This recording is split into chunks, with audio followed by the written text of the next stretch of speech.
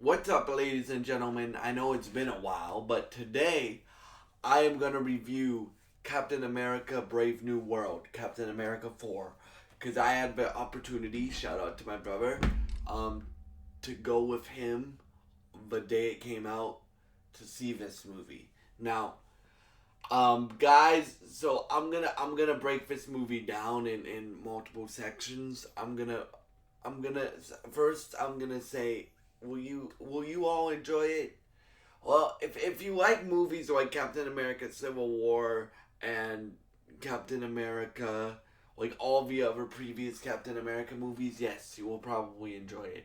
If you enjoy the Falcon, I mean the Captain America character, because keep in mind, this isn't Chris Evans, this is Anthony Mackie, and he does a great job. Like I can't wait to see more of his Captain America, because Sam Wilson, Captain America in the comics at least, is a really, really, really good character. Now, this film, it's good. It establishes him as Captain America, but I also have a feeling that Marvel really wanted to make an Incredible Hulk too, because um they really, this video will have spoilers in it just to let you guys know.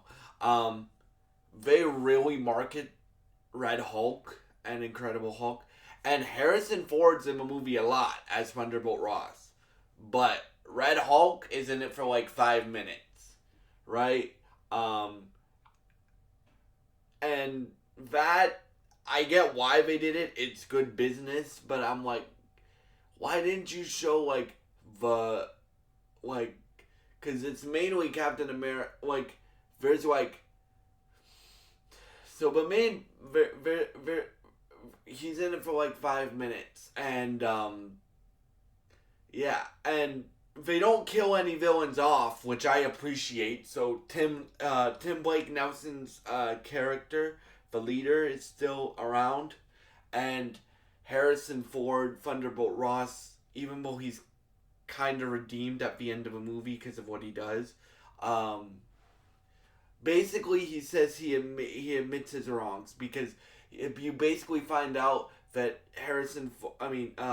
Thunderbolt Ross had a heart condition, and he was taking pills so he could live longer to reconcile with his daughter, because his daughter, played by Liv Tyler in the original Incredible Hulk movie, she comes back, and you find out after the original Hulk movie, like I'm talking Hulk 2008, you find out that she hasn't talked to her father since, because she hates she hated him for what Ross did to Bruce. So Thunderbolt did to Bruce. So um, he's throughout the whole movie, like Harrison Ford as Thunderbolt Ross is trying. Thunderbolt Ross's storyline is, I need to get this deal done with Japan, which we'll talk about in a minute, because that's all Easter eggs for mutants, and then particularly one mutant. Um, this is gonna be a longer video, guys. He has two like driving forces, but his main driving force is reconcile with my daughter, right? And that's actually how Sam takes him. Well, Sam convinces him out of Hulk mode, right? Because, bro, the action in this movie is badass. Like, the action scenes. My favorite action scene isn't Sam versus Hulk. It's Sam versus Giancarlo Esposito's character, Sidewinder. Now, if you don't know who Sidewinder is, he's the leader of the Serpent Society. And, bro, they make him look like a badass, right? They make both of them look like a badass. So, um, in this fight scene that I'm gonna talk about, right? Sam Wilson, the leader, who's like the main villain of the movie, hires Sidewinder to take care of Sam Wilson, right? So, or and so he pulls up with a machine gun, and Giancarlo Esposito's character Sidewinder, and he shoots out the car. Right. Keep in mind, Sam Wilson Captain America doesn't have the super soldier serum. Right. So this is like a human fight. Right. So it's basically a street fight. Right. If you like the way that Chris Evans Captain America fought in his movies, you will probably like the way that Anthony Mackie fights in his movie, because the way that his Captain America fights, because this is like a street fight, right? Like he has no suit while he's doing this. He does like his flip kick, but you've seen him do with the wings. So he like jumps in the air, stabs a knife in Sidewinder's chest, and kicks him down, right? And then like throughout this whole fight, like you're like, who's gonna win? The action, bro, is dope in this. Like there's aerial sequences that are incredible. Like if you guys watched Falcon and Winter Soldier and you saw like those aerial sequences, like them with the wings, because those are in this movie. This movie is more like a thriller, like it's really trying to be Captain America Civil War. It's not as good as Captain America Winter Soldier. It's not as good as Captain America Winter Soldier, but it's good. And yeah, like it does set up Avengers Doomsday, but you guys, I'm gonna give you a warning. You gotta stay until the very, very, very, very, very, very, very, very end of a movie, because the post-credit scene isn't until the very, very, very, very, very, very, very end of a movie. So, what the leader basically says to Sam after like everything is wrapped up is, and he's in prison. The leader is back in prison again. Is heroes are you think you're the only hero? Heroes are coming from different Earths, and that teases Secret Wars and Doomsday and whatever Doctor Doom has planned. He doesn't mention Doctor Doom, but he says more heroes are coming, so we'll see. And like again, so Thunderbolt wants Sam to rebuild the Avengers, right? And at the end of a movie, you find out that Sam is going to do that. So it's going to be him, Joaquin Torres, the new Falcon. So him being the new Captain America and Joaquin being the new Falcon. I'm interested to see who's on this team, because I think you need Shang-Chi,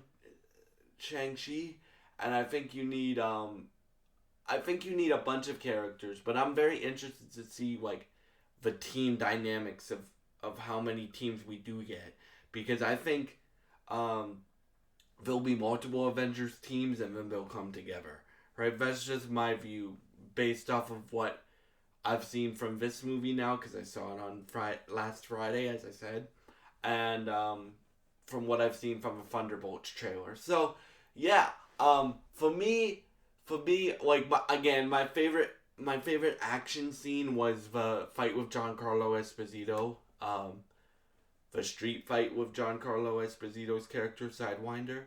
But I really enjoyed all the action. I enjoyed the plot. I enjoyed the chemistry between Joaquin, Sam, and Isaiah Bradley. That was dope. And if you guys seen Falcon and Winter Soldier, you know Sam respects Isaiah for being like basically the first or the like second Captain America, right? Because once Steve was in the ice, he became Captain America for a bit, and then he got in a jam and got framed for stuff, and basically they experimented on him until for a long time, right? So a plot of this movie is Sam Wilson trying to save Isaiah again, but Isaiah's a badass, right? He looks older, but like the leader uses like mind control and Isaiah goes ape shit, bro. Like he literally froze a guy. Like, because Isaiah has the super soldier serum, right? So you literally see, like, him. It's kind of like, well, not kind of. It is exactly like, you guys remember how Bucky was in Captain America Winter Soldier? That's what the leader does to, like, mind control people, right?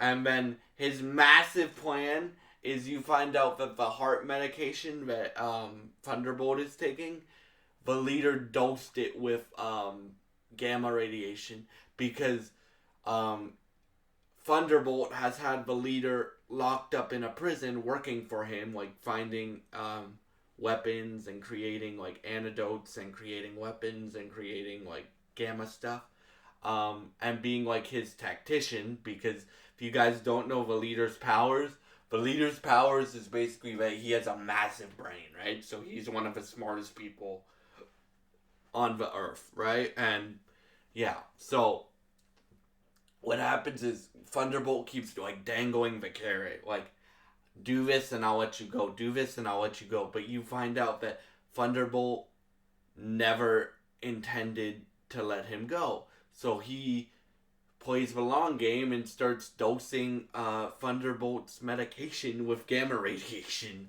And he becomes a Red Hulk. Sam gets thrown around a bit. Then you see Sam and Thunderbolt's like military connection, because Sam and Thunderbolt, at least at the beginning of a movie, respect each other because they're both military guys, right? So it doesn't stay like that, but it ends off like that as well. Like the movie, like Harrison Ford, like, I rest in peace to William Hurt.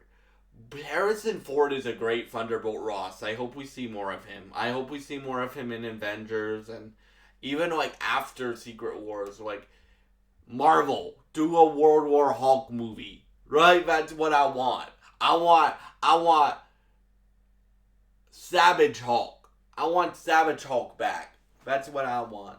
So, and that's what Red Hulk is, right? Like, Red Hulk, like, Sam has to basically calm him down in their fight, and because Sam can't beat Hulk because he doesn't have like a chance against Hulk, right?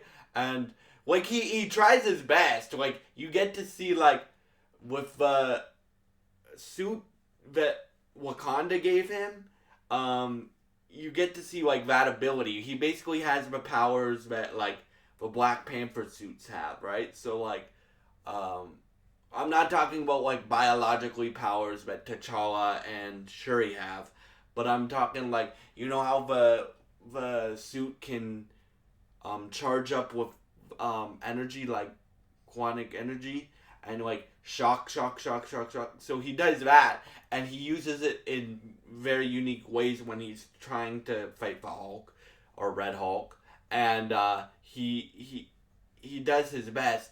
But how he talks him down is he's like, think about your daughter, Ross. Think about your daughter. Think about your daughter. Again, like, the daughter and Ross's relationship is like the most important thing to Ross.